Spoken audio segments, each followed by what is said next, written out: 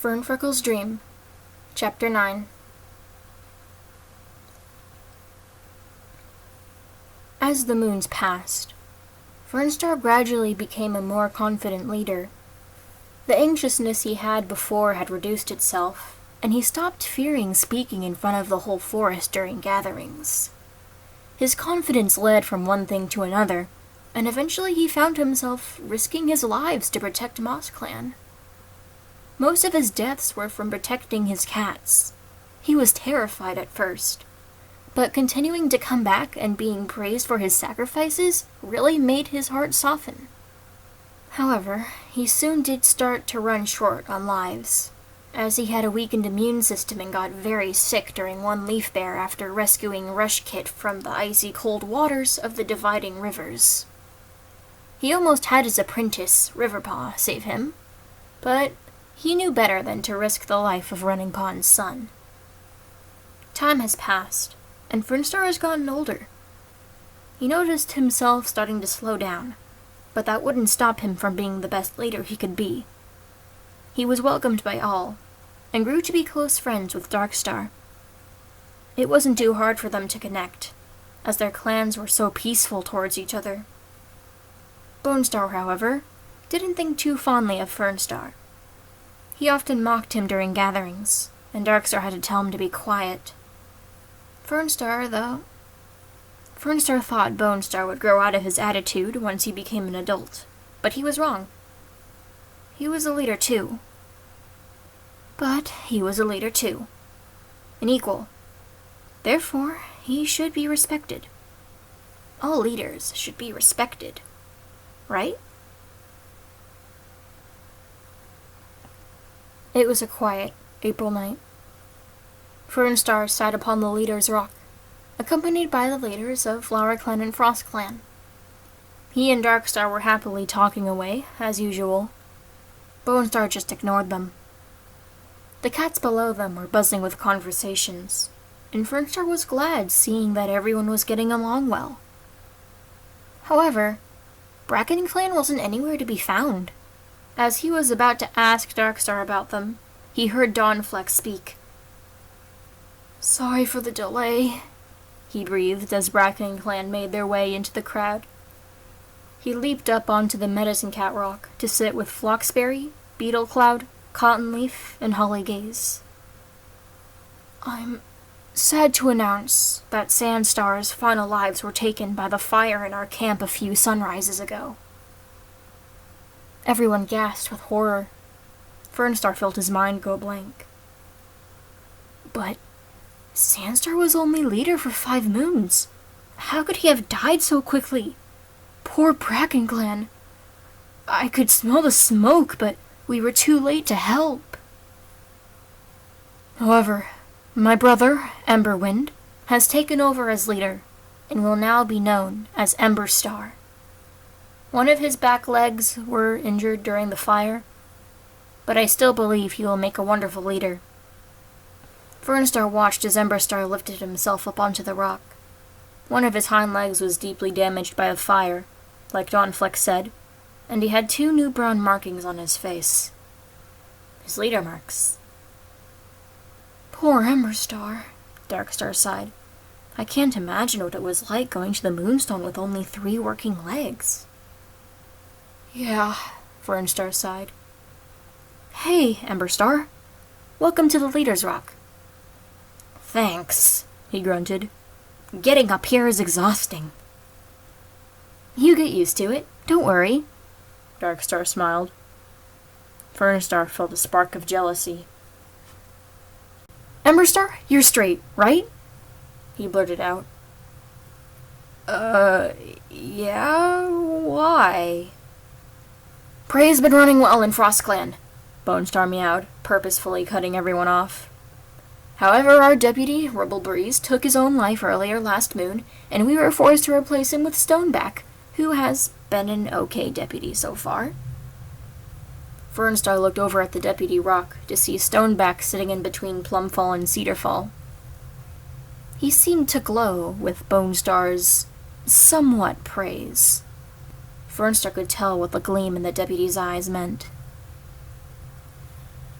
Ashpool has taken over Rosepaw's training, and we've also welcomed Splashpetal as a senior warrior. That is all. Well, as for us, Emberstar muttered, we aren't doing too good. All of our elders died in the fire.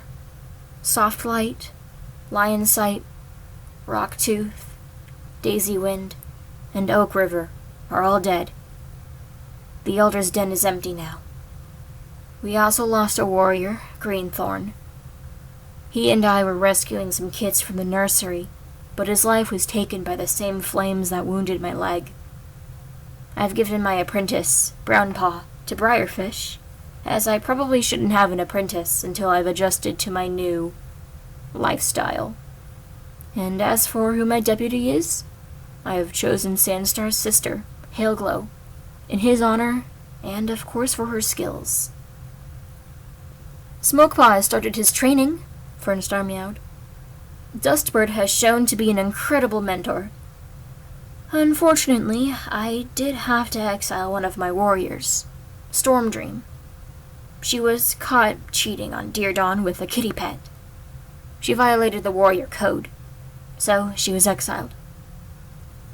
Fernstar sighed to himself. He remembered it so clearly. Honeyshade had found Stormdream with a kitty pet named Jake, and reported it right away, leading in her exile. Deer Dawn was understandably heartbroken, but Plumfall has been coming to his aid. Plumfall has so much kindness in her heart. I can't help but respect that about her. Do you have anything to share, Darkstar? He asked, hoping to hear his crush talk. Nope. Nothing has really happened for us, but we've been doing well, Darkstar meowed. Oh, that's Before Fernstar could finish speaking, a small rock hurled itself through the air and hit Darkstar in the side of the head. He fell back, unconscious. Everyone went silent for a few seconds. It seemed that every pair of eyes in the forest were focused on Darkstar. Everything seemed to slow down for Fernstar. He felt his body go numb, and his eyes started to sting because he couldn't even blink.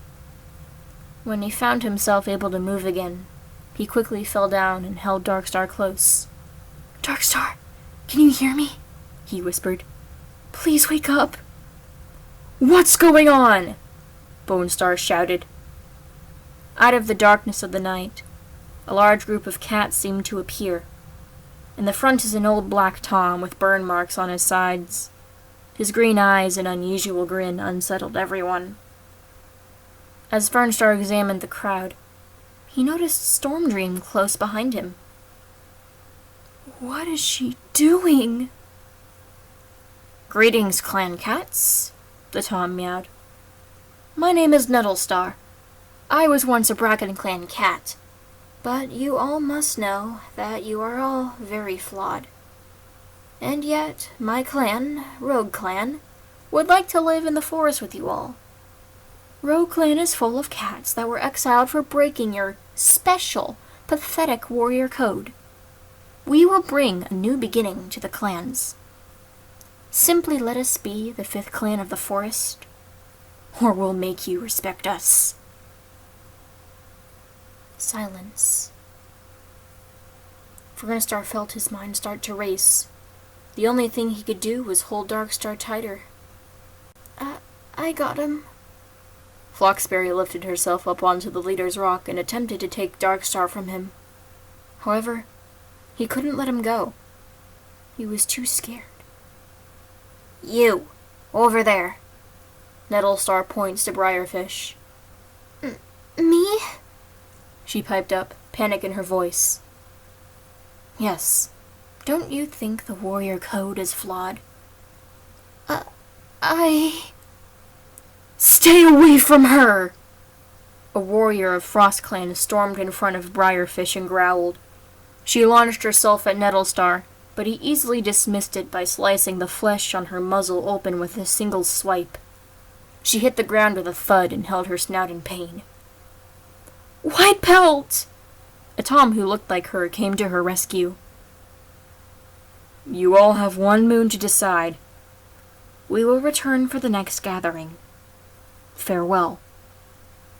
Nettlestar flicked his tail at Rogue Clan, and they all disappeared into the shadows from where they came.